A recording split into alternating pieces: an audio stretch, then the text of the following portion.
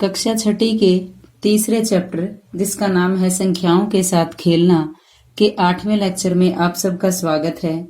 आज इस लेक्चर में हम प्रश्नावली 3.3 के 2 से 6 तक सवाल हल करेंगे। इससे पहले लेक्चर में हमने प्रश्नावली 3.3 का पहला सवाल हल किया था। दूसरा सवाल, विभाज्यता की जांच के नियमों द्वारा ज्ञात कीजिए कि निम्नलिखित में से कौन सी संख्याएं 4 से विभाज्य हैं और कौन सी 8 से विभाज्य हैं। जो संख्याएं दी हुई हैं यानी जिनकी हमें जांच करनी है उनको हमने एक टेबल में लिख लिया है। वे संख्याएं हैं 572, 7,26,352, 5,500, 6,000। इस तरह इन संख्याओं को हमने एक टेबल में लिख लिया है और यहाँ हमें क्या बताना है, 4 से विभाज्य और 8 से विभाज्य। यानी ये जो संख्याएं दी हुई हैं इनमें से कौन सी संख्याएं 4 से पूरी भाग होती है और कौन सी संख्याएं 8 से पूरी भाग होती है। तो अब सबसे पहले हम 4 से विभाज्यता की जांच करेंगे।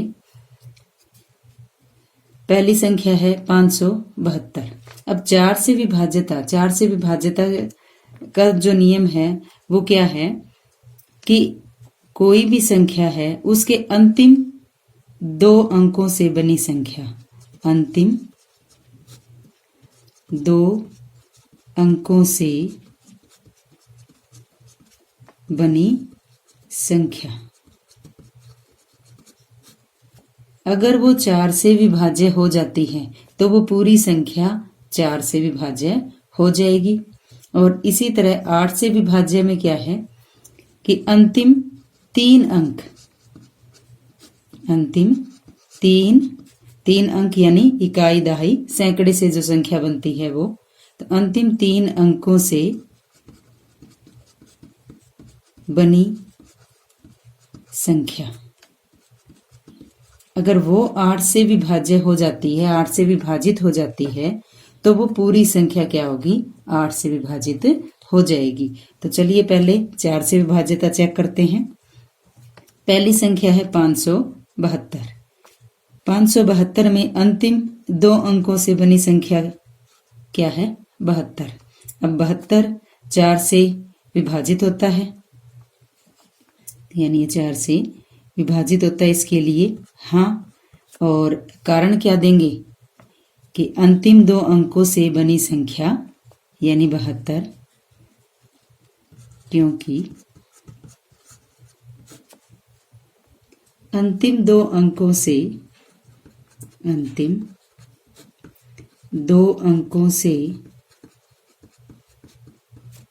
बनी संख्या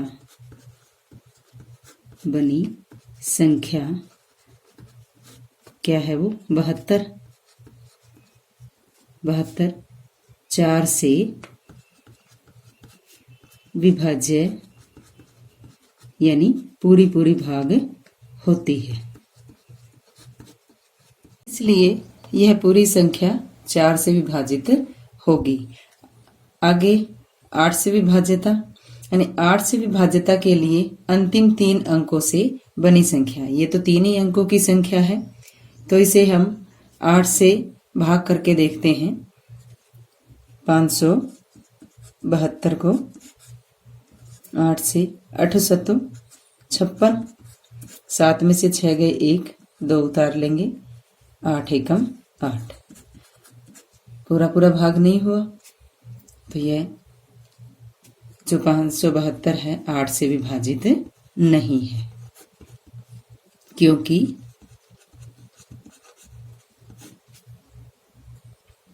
अंतिम 3 अंकों से बनी संख्या 572 8 से विभाज्य नहीं है। अगली संख्या 7,26,352। यहाँ भी 4 से विभाज्यता के लिए अंतिम 2 अंक ही चेक करेंगे हम। तो अंतिम 2 अंक क्या है, 52, और 52 4 से भाग होता है, 13 चौके 52, तो 4 से ये विभाज्य है। और यहाँ भी यही कारण लिखेंगे कि अंतिम 2 अंकों से बनी संख्या यानी 52 4 से विभाज्य होती है। अब 8 से विभाज्य, 8 से विभाज्य के लिए 3 अंकों से बनी संख्या यानी 352। 352 को हम 8 से भाग करके देखेंगे।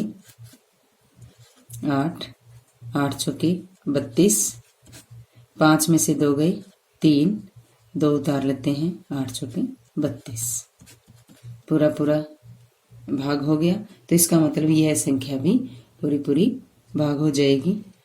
तो 8 से विभाज्य है। और क्योंकि में भी क्या कारण देंगे कि अंतिम 3 अंकों से बनी संख्या यानी 352 8 से विभाजित है। अगली संख्या है 5500। 4 से विभाज्य के लिए अंतिम 2 अंक, और अंतिम 2 अंक क्या है? 0, और 0 को हर कोई संख्या भाग करता है। तो 4 से ये विभाज्य है। और यहाँ भी यही कारण देंगे कि अंतिम 2 अंकों से बनी संख्या 4 से विभाजित होती है। अब 8 से विभाज्यता चेक करते हैं। और 8 से विभाज्यता के लिए अंतिम 3 अंकों से कौन सी संख्या बनी है? 500। अब 500 को हम 8 से भाग करके देखेंगे। 8 से 8 छिके 48, 10 में से 8 गए 2, 4 में से 4 गए 0, 0 उतार लेंगे, 8 दूनी 16। ये पूरा भाग नहीं हुई, तो इसका मतलब यह संख्या भी 8 से विभाजित नहीं होगी। तो इसका भी कारण कि अंतिम 3 अंकों से बनी संख्या 8 से विभाजित नहीं है। इसी प्रकार हम इसके बाकी सभी भाग हल कर लेंगे। दूसरे सवाल के सभी भाग हल कर लिए हैं। तो यहाँ बच्चों हम एक चीज ये देखते हैं कि जो संख्या 4 से विभाजित नहीं होती, जैसे 12159, वो 8 से भी विभाजित नहीं हो रही है। इसी प्रकार जो लास्ट संख्या 2150, ये भी 4 से विभाजित नहीं हो रही है, तो वो संख्या 8 से भी विभाजित नहीं होती। तो कहने का मतलब जो संख्याएं 4 से विभाजित नहीं होंगी वो संख्याएं 8 से भी विभाजित नहीं होंगी। और इसके साथ जो विषम संख्याएं हैं वो भी न तो 4 से विभाजित होगी न ही 8 से। ये तीसरा सवाल हल करते हैं। विभाज्यता की जांच के नियमों द्वारा ज्ञात कीजिए कि निम्नलिखित में से कौन सी संख्याएं 6 से विभाज्य है, यानी 6 से विभाजित है। उन संख्याओं को हमने टेबल में लिख लिया है। अब संख्याएं दी हुई हैं 2,97,144, 1,258, 4,335, 61,233, इस तरह। अब हमें बताना क्या है? 6 से विभाज्य है, यानी 6 से विभाजित होती है। और विभाज्यता की जांच का 6 का नियम क्या है कि जो संख्या 2 और 3 इन दोनों से विभाजित होगी वही संख्या 6 से विभाजित होगी, यानी 2 और 3 से विभाजित होनी चाहिए। तो सबसे पहले हम 2 से विभाज्यता चेक करेंगे, उसके बाद 3 से, और फिर लास्ट में 6 से विभाज्यता चेक करेंगे। तो पहली संख्या है 2,97,144। किससे विभाज्यता चेक करेंगे? पहले 2 से, यानी 2 से विभाज्यता का क्या नियम है कि इकाई का अंक क्या क्या होना चाहिए? 0, 2, 4, 6 और 8। इनमें से कोई भी अंक है इकाई का तो वो संख्या 2 से विभाजित होगी। अब इस संख्या में इकाई का अंक क्या है? 4, तो इसका मतलब 2 से ही विभाजित होगी। उसके बाद 3 से विभाज्यता का नियम कि इसके अंकों का योग, संख्या के अंकों का योग क्या होना चाहिए? 3 से विभाजित होना चाहिए या 3 का गुणज होना चाहिए। अब यानी हमें क्या करना है? यहाँ पे इस संख्या के अंकों का योग करके देखेंगे हम। संख्या के अंक हैं 2, 9, 7, 1, 4 और 4। इनका योग करेंगे तो 2 और 9 11, 11 और 7 18 और 1 19, 19 और 4 23, 23 और 4 27। इनके अंकों का योग कितना आ गया 27। और 27 क्या है 3 का गुणज यानी 3 से विभाजित होता है। इसका मतलब यह जो संख्या है ये 3 से भी विभाजित होती है। अब जो संख्या 2 और 3 दोनों से विभाजित होगी वो संख्या 6 से भी विभाजित होगी। अब यह पहली संख्या 2 से भी विभाजित है और 3 से भी, तो इसका मतलब यह संख्या 6 से भी विभाजित है। और कारण क्या लिखेंगे कि यह संख्या यानी 2,97,144 2 तथा 3 दोनों से विभाजित होती है। आइए अब अगली संख्या को चेक करते हैं कि 2 से विभाजित है या नहीं। अगली संख्या है 1258। यहाँ इकाई का अंक क्या है 8 और इकाई का अंक 8 हो तो वो 2 से विभाजित होती है, तो इसलिए संख्या 2 से भी विभाजित होगी। हाँ, और 3 से विभाज्यता के लिए इसके अंकों का योग यानी 1 जमा 2, 2 और 1 3, 3 और 5 8, 8 और 8 16। अंकों का योग कितना आ गया 16। और 16 क्या है 3 का गुणज नहीं है, 3 से विभाजित नहीं होता, तो इसका मतलब यह संख्या भी 3 से विभाजित नहीं होगी। अब 6 से विभाज्यता। अब ये संख्या 2 से भाग होती है विभाजित होती है, 3 से विभाजित नहीं होती। और 6 के लिए 2 और 3 दोनों से विभाजित होना जरूरी है, तो इसलिए दी गई संख्या 1258 6 से विभाजित नहीं है। और इसी तरह इसका भी कारण लिखेंगे, क्योंकि संख्या 1258 2 से विभाजित होती है परंतु 3 से विभाजित नहीं होती। अगली संख्या है 4335 और 2 से विभाज्यता के लिए इकाई का अंक चेक करेंगे, वो कितना है 5 है, तो इसका मतलब यह संख्या 2 से विभाजित नहीं होगी। 3 से विभाज्यता के लिए अंकों का योग यानी 4 जमा 3 7, 7 और 3 10, 10 और 5 15। अंकों का योग कितना आ गया 15 और 15 3 का गुणज है, 3 से विभाजित होता है, इसका मतलब यह संख्या 3 से विभाजित होगी। अब यह संख्या 2 से विभाजित नहीं है, 3 से विभाजित है, तो 6 से विभाजित नहीं होगी, क्योंकि 2 और 3 दोनों से विभाजित होने चाहिए। इसी प्रकार इसका कारण भी लिख लेंगे, क्योंकि संख्या 4335 2 से विभाजित नहीं होती।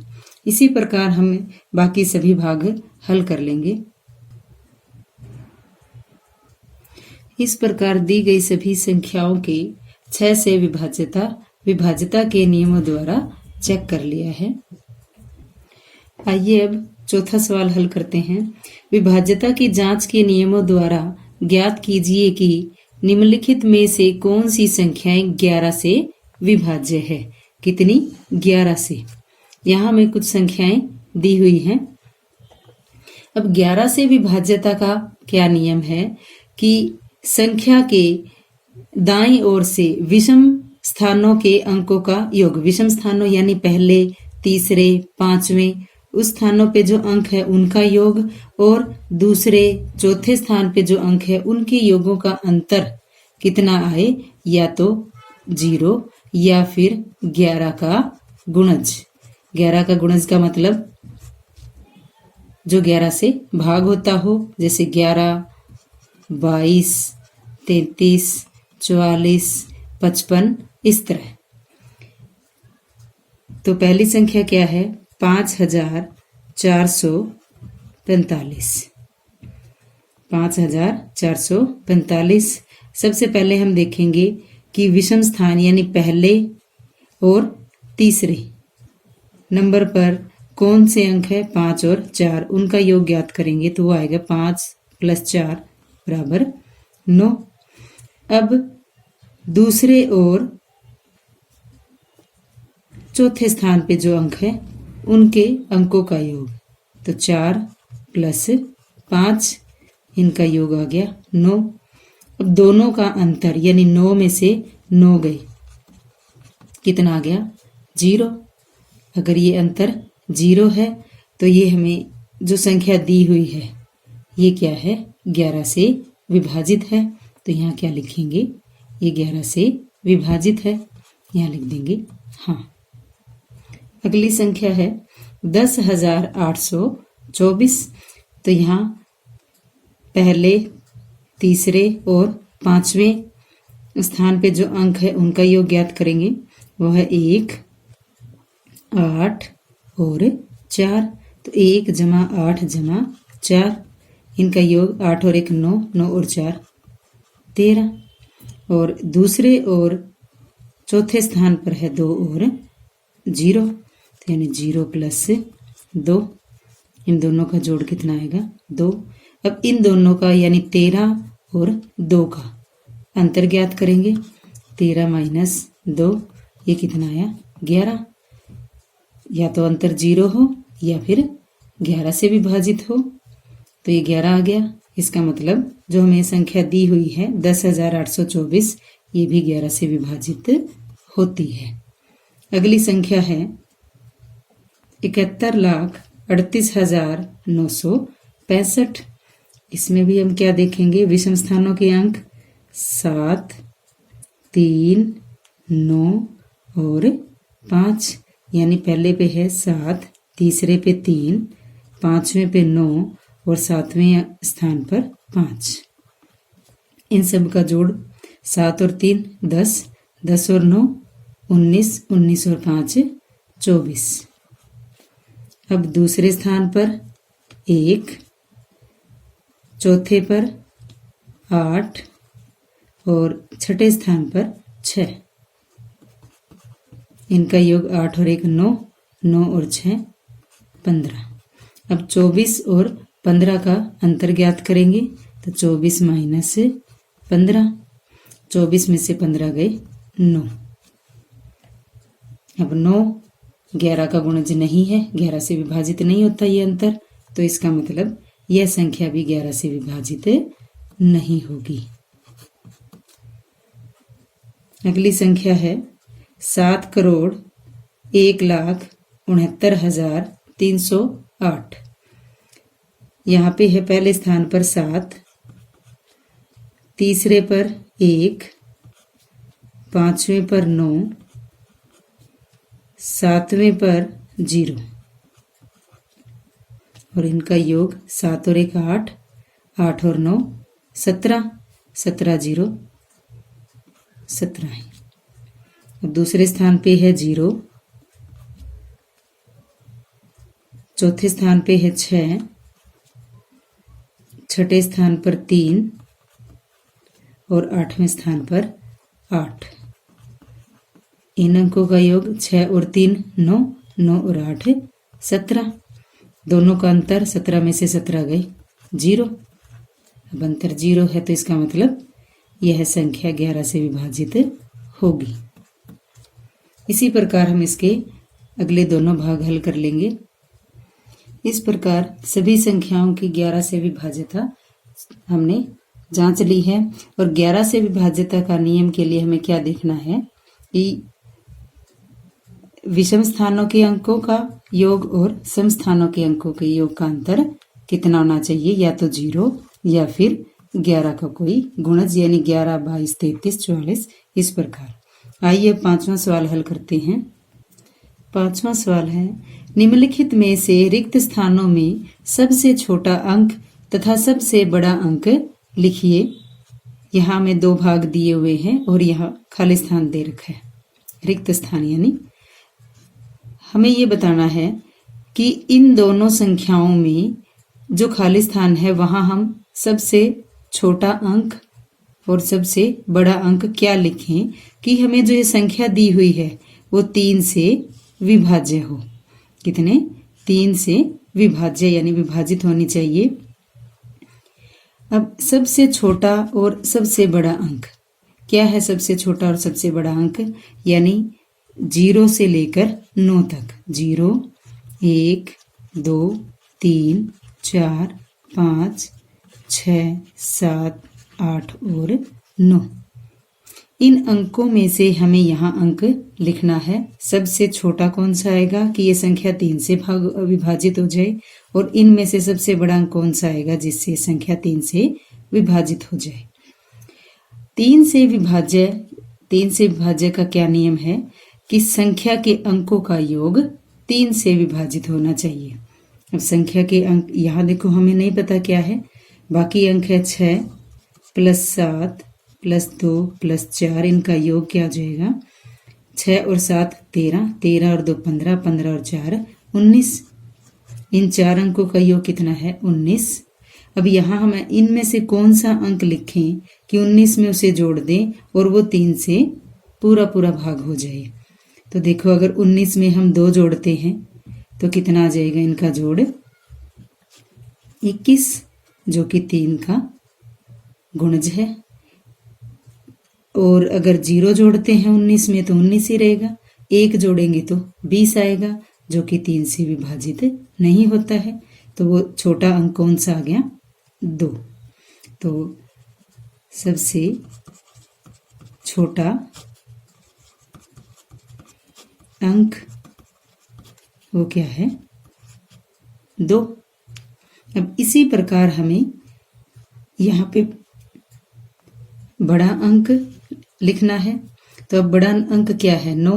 9 रख के देखें, 19 और 9, 9 और 9 18, हासिल 1, 1 और 1 है 2, 28। 28 तो 3 से विभाजित नहीं होता, तो इससे छोटा अंक क्या है 8।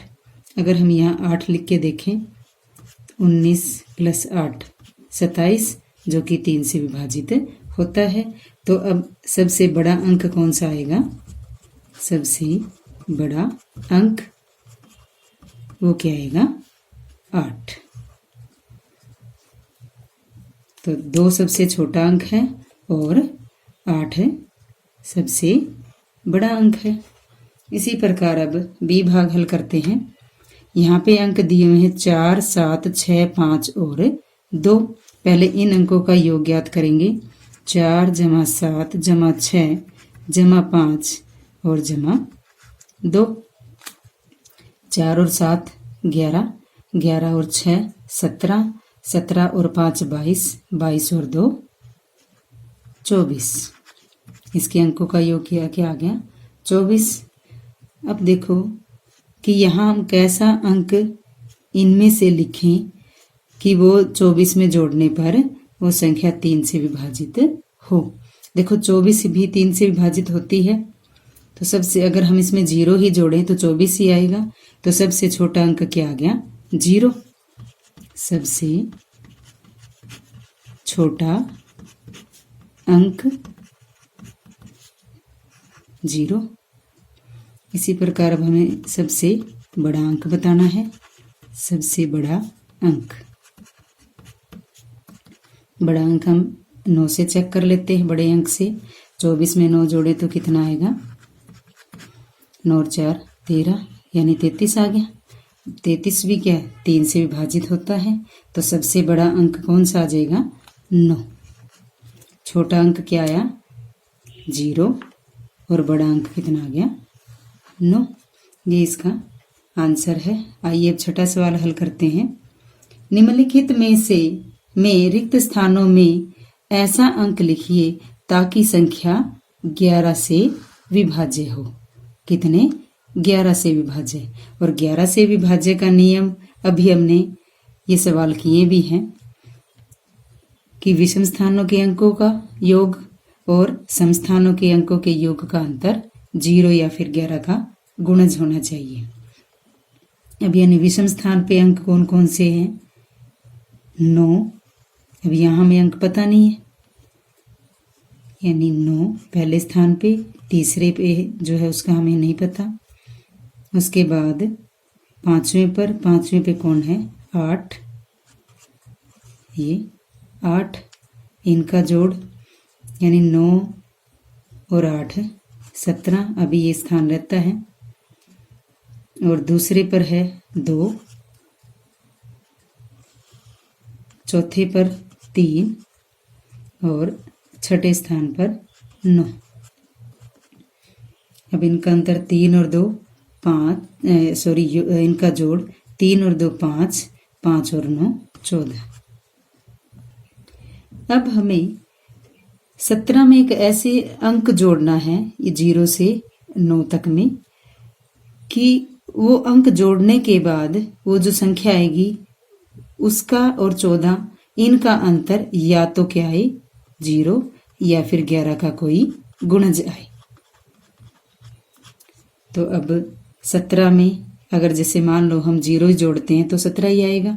17 और 14 का अंतर कितना है 3, ये तो 11 का गुणज नहीं है। और संख्या देखते हैं, अगर हम 17 में यहाँ पे 5 जोड़े तो कितना हो जाएगा 22, यानी 17 में अगर हम 5 जोड़ते हैं तो 22 और 14 का अंतर कितना हो जाएगा 8, ये भी 11 का गुणज नहीं है। तो हम आगे क्या जोड़ेंगे, इसमें 8 जोड़ के देखते हैं। 17 में 17 प्लस 8 25, ये देखो 25 और 14 इनका अंतर क्या होगा 25 और 14 का अंतर 11।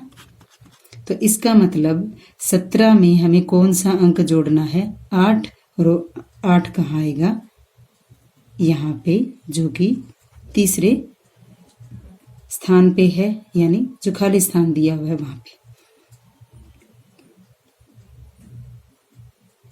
तो यहाँ आंसर कितना आ गया हमारा 8, जिससे ये संख्या 11 से पूरी भाग हो जाएगी। इसी प्रकार बी भाग में पहले स्थान पर अंक है 8, तीसरे स्थान पे है 9 और 5वें स्थान पर है